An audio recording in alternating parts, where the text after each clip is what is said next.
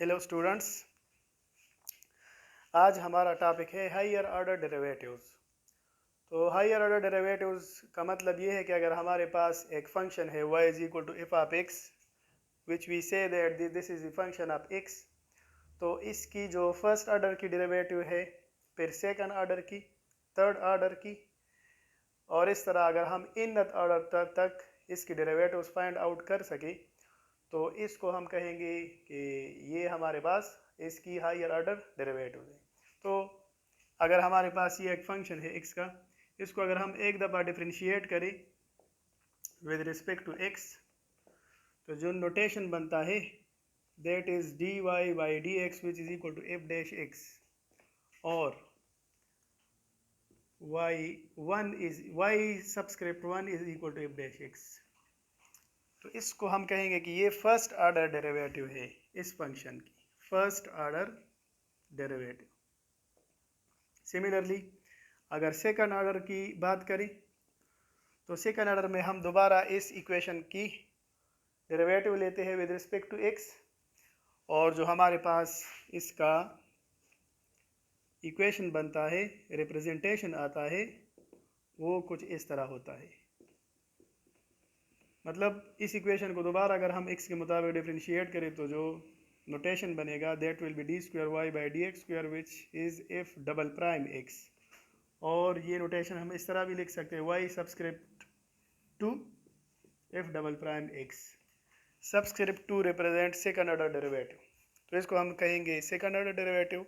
Similarly अगर हम इस तरह आगे जाए, थर्ड ऑर्डर डेरिवेटिव की बात करें तो उसकी रिप्रेजेंटेशन कुछ इस तरह की होगी, थर्ड ऑर्डर रिप्रेजेंटेशन, और इसकी derivative d cube y by d x cube which is f triple prime x, और y subscript 3 f triple prime x. इस तरह अगर हम इन तक जाए तो जो हमारे पास रिप्रेजेंटेशन बनेगा that will be nth order derivative, nth order d n y over d x n is equal to f n x, और y subscript n f n x.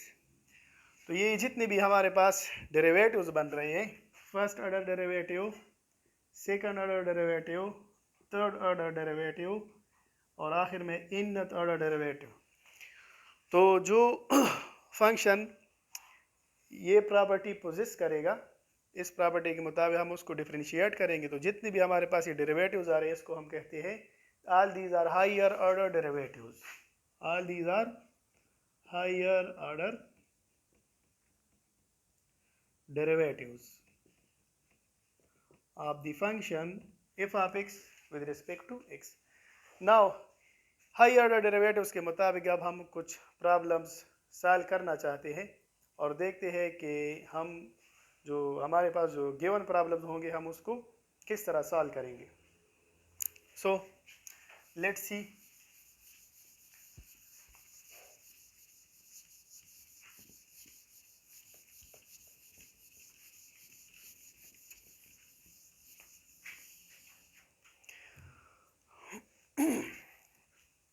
Suppose we have some question. Use parametric differentiation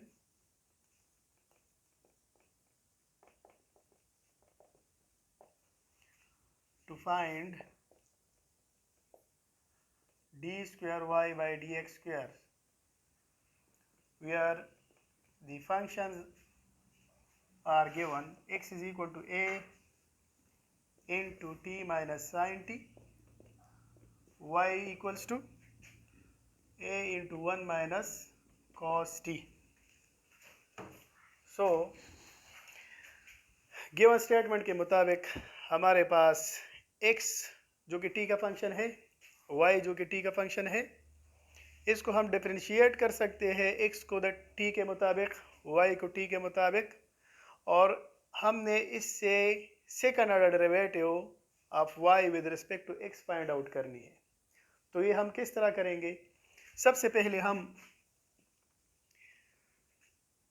chain rules apply करेंगे, by chain rules.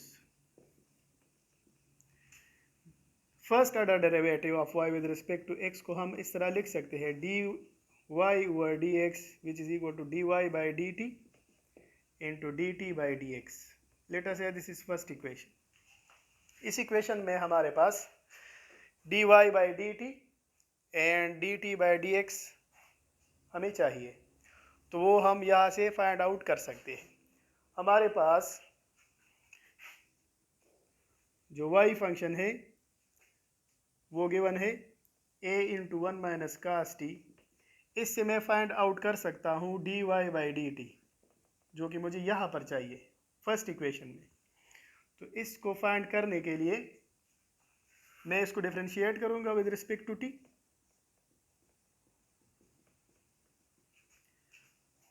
तो जो हमारे पास इससे relation आएगा, इसको मैं इस तरह लिख सकता हूँ, a कांस्टेंट है, d बाई डी टी हम वन माइनस कास टी को अप्लाई करेंगे. जो हमारे पास dy बाई डी टी आता है this is equal to a into derivative of one is zero minus derivative of cos is minus sine, तो ये प्लस बनेगा. तो जो हमारे पास dy बाई डी टी आता है this is a sine t. Now finding the value of dt by dx. Second, इसको फाइंड करने के लिए मेरे पास x का जो इक्वेशन है वो है a into t minus sine t, a into t minus sine t. तो इसको अगर मैं डिफरेंशिएट करूँ विद रिस्पेक्ट टू t,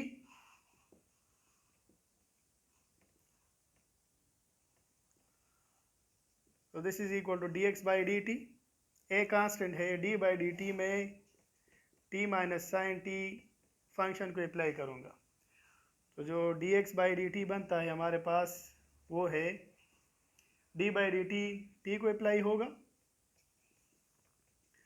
और साथ में d by d t sine t को अप्लाई होगा. तो इससे हमारे पास बनता है dx by d t a into one minus derivative of sine is cos. तो ये वैल्यू आती है. x को अगर हम t के मुताबिक डिफरेंशिएट करें तो हमारे पास ये वैल्यू आती है, लेकिन इक्वेशन वन में हमें इस चीज़ का रेसिप्रोकल चाहिए. यहाँ पर हमारे पास वैल्यू है dx बाई डी टी और चाहिए हमें dt बाई dx. तो इसकी अगर हम रेसिप्रोकल ले, टेकिंग रेसिप्रोकल ऑफ दिस, तो हमारे पास आएगा dt by dx one over a into one minus cos t. अब ये दो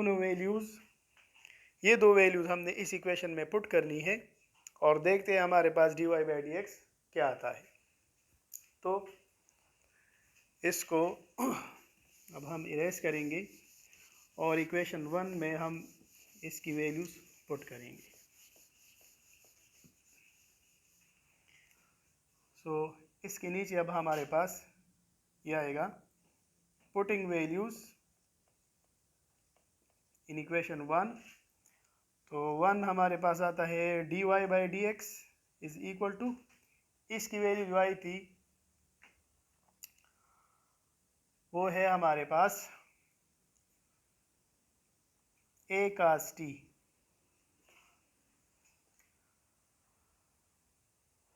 सॉरी a साइन टी. इसकी वैल्यू हमारे पास आई थी a साइन टी और dt बाई डी एक्स की जो वैल्यू आई है वो है one over a into one minus cos t. इसको अगर हम देखें तो a के साथ कैंसिल आउट होगा और dy बाई डी एक्स हमारे पास आएगा sine t divided by one minus cos t. अब फर्स्ट ऑर्डर डेरिवेटिव हमारे पास कैलकुलेट हुआ, मतलब dy बाई डी एक्स हमने कैलकुलेट कर लिया, लेकिन हमें चाहिए इसकी सेकंड ऑर्डर की डेरिवेटिव.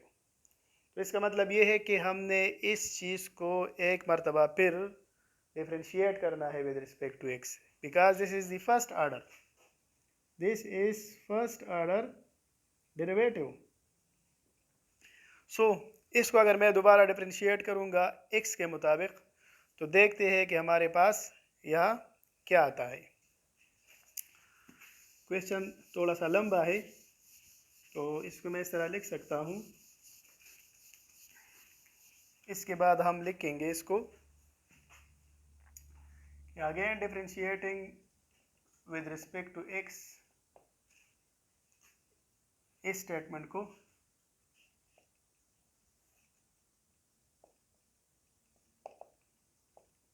तो ये हमारे पास बनेगा sine t divided by 1 minus cos t. तो यहाँ से आता है d square y by d x square जो कि हमें चाहिए, और यहाँ पर मैं अप्लाई करूँगा कोशंट रूल्स। कोशंट रूल्स के मुताबिक ये अपर फंक्शन है, ये लोअर है, तो हम लिखते हैं कि lower square lower derivatives of upper with respect to x minus upper derivatives of lower. तो लोअर फंक्शन है हमारे पास 1 माइनस कास टी। सो इसको अगर हम देखें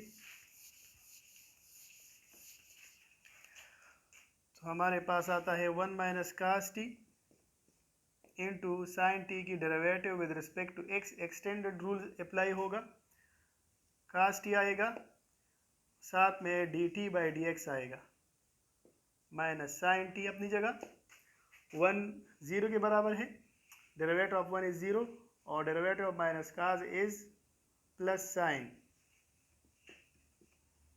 मतलब माइनस साइन आएगा तो minus into minus plus sine t, और साथ में d t by d x t आएगा, whole divided by 1 minus cos t whole square.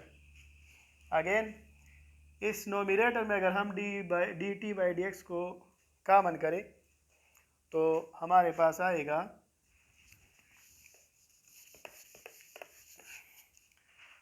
1 minus cos T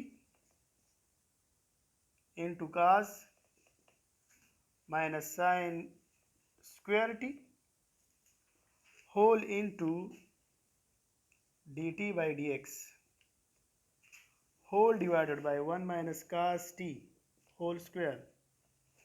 This is d square y by dx square. So इसका तकरीबन last step है, इसको मैं लिख सकता हूँ 1 माइनस cos t को अगर हम मल्टीप्लाई करें तो हमारे पास आएगा cos t minus cos square t minus sine square t into इसकी वैल्यू हम यहाँ से पुट करेंगे, d t by d x हमने ऑलरेडी कैलकुलेट किया है, तो इसको मैं लिख सकता हूँ 1 minus cos t whole square अपनी जगह, और मल्टीप्लिकेशन में ये आएगा 1 over a into 1 minus cos T.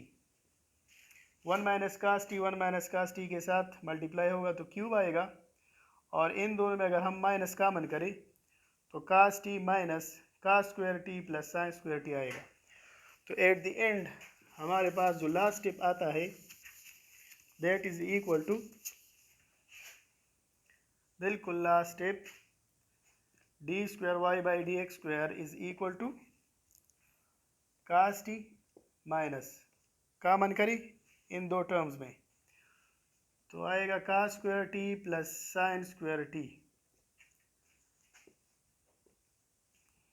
Divided by a into 1 minus cos t whole cube. अब ये 1 के बराबर है, ट्राइगोनोमेट्रिक आइडेंटिटी है, cos square t plus sine square t is 1। So finally the last step is cos t minus 1 over a into 1 minus cos t whole cube. तो ये हमारे पास इसका आंसर आ जाएगा। और इस क्वेश्चन में जो मेथड हमने अप्लाई किया इसको हम कहते हैं पैरामेट्रिक डिफरेंशिएशन, बिकॉज हमारे पास पैरामेट्रिक इक्वेशंस गिवन थी, इक्वेशन एक्स की शक्ल में, वाई की शक्ल में, और हमने फाइंड आउट करना था d square y by d x square. तो इस प्रोसेस में हमने पैरामेट्रिक डिफरेंशिएशन किया और हमने आखिर में इसकी जो वैल्यू है वो हमने फाइंड आउट कर लिया। उम्मीद है क्वेश्चन आपको समझ आ गया होगा। Thank you.